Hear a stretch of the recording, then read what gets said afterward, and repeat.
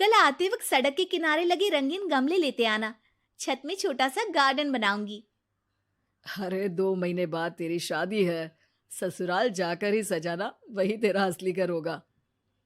और फिर मानसी की शादी नारंग से हो जाती है। नारंग का घर होता तो है बहुत बड़ा, लेकिन पुराने तरीके का। फिर एक दिन, माँ जी देखिए, मैंने ड्राइंग रूम सजाया है।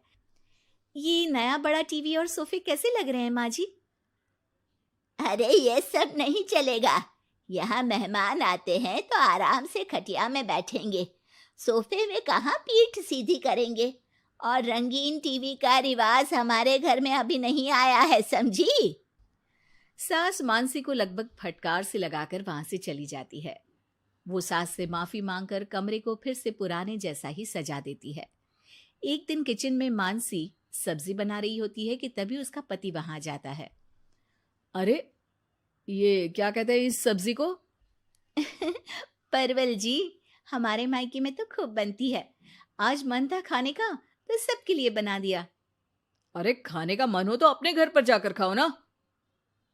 अब मानसी समझ जाती है कि पिता ने उसका दिल रखने के लिए ये कहा होगा कि ससुराल ही उसका असली घर है, जबकि उसका असली घर तो उसका मायका ही है। मानसी अपना सामान पैक करके मायके जाती है, जहां वो अपना सामान अपने कमरे में रख ही रही होती है कि मानसी, ये सामान यहाँ मत रखो, ये तुम्हारी भाभी का कमरा है। तुम एक काम करो, कुछ दिन के लिए सामान मेरे कमरे में रख लो। कुछ दिन के लिए मतलब? अगर मुझे हमेशा रहना पड़ा तो माँ?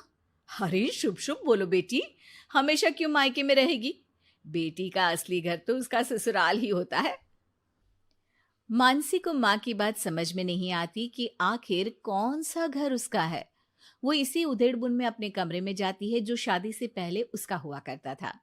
अलमारी खोलती है कि तभी पीछे से उसकी भाभी उसे टोक देती है। अरे दीदी, ये क्या? कुछ चाहिए था क्या? मुझे बोल देती। नहीं नहीं, मैं तो बस वैसे ही अपनी अलमारी में देख रही थी, लेकिन यहाँ तो मेरा कोई भी सामान नहीं है। दीदी, अब ये अलमारी मेरी है। आपकी शादी के बाद कमरा और अलमारी दोनों ही मेरे हैं।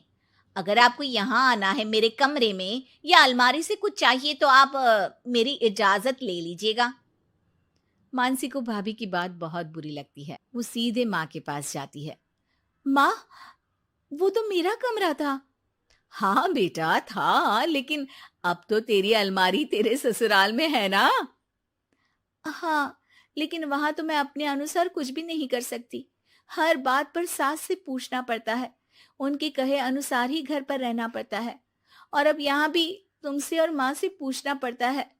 तो फिर मेरा घर कौन सा है माँ? तभी वहां मानसी की भाभी आ जाती है और वो बहुत ही समझदार महिला होती है। अरे ये तो बहुत सरल है मानसी, तुम ससुराल जाओ और कुछ महीनों तक मेरे कहे अनुसार चलो। इस सवाल का जवाब तुम्हें खुद ही मिल जाएगा। भाभी उसके कान में कुछ बातें कहती हैं, जिसे सुनकर मानसी अपने ससुराल चली जाती है। अरे आज सुबह सुबह काम वाली के लिए दरवाजा किसने खोला? घर पूरा साफ, किचन भी पूरा साफ। माँ जी, आप रोज सुबह 5 बजे उठती हैं, ये मुझे ठीक नहीं लगता, इसलिए आज काम वाली बाई के लिए मैंने दरवाजा खोल दिया। थोड़ी देर के बाद मानसी ससुर के पास नाश्ता और दवाई लेकर आती है। अरे मानसी बेटा तुम। हाँ पापा, आप समय पर नाश्ता करके दवाई ले ले। मानसी पति के लिए टिफिन पैक करती है और पति को देती है। अरे मानसी, आज तो मेरी अलमारी बहुत साफ है और आज खाना भी मेरी पसंद का। क्या बात है। धीरे धीरे मानसी ससुराल वालों में सबका ख्याल रखती है, सबका ध्यान रखती है। एक दिन, ये क्या है मानसी? अब माफ करिएगा मम्मी जी, आपके मना करने पर भी मैं एलईडी टीवी ले आई। काम करने के बाद जब मैं फ्री होती हूँ ना, तो टीवी देखने का बहुत मन करता है। ब्लैक एंड व्हाइट टीवी में मुझे समझ में नहीं आता, इसलिए अपने कमरे के लिए कलर टीवी मंगवाया था। अरे बेटा, तेरा घर है, अपने कमरे में क्यों?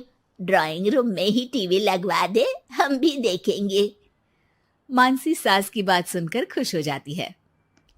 अरे मानसी, याद है एक सब्जी खाने का तुम्हें बहुत मन था? तो वो सब्जी बनाओ ना, हम सब लोग भी वही खाएंगे। लेकिन वो तो यहाँ पर बनती नहीं है ना। अरे भाई, किचन तुम्हारा है, इस घर की तुम मालकिन हो। अब तो तुम जो खिलाओगी वही खाएंगे हम। मानसी की समझ में नहीं आता कि अचानक घर वालों के व्यवहार में इतना बदलाव कैसे।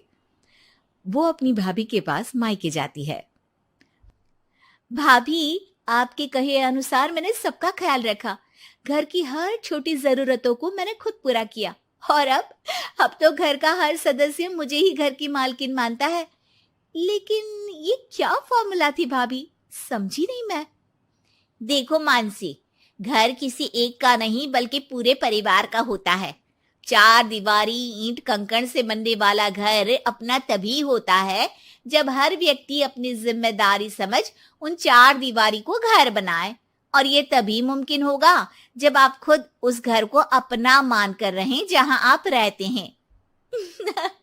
मैं समझ गई भाभी। लड़ाई झगड़ा चालाकी से कोई भी घर अपना नहीं हो सकता, फिर चाहे वो औरत का ससुराल हो या फिर मायका।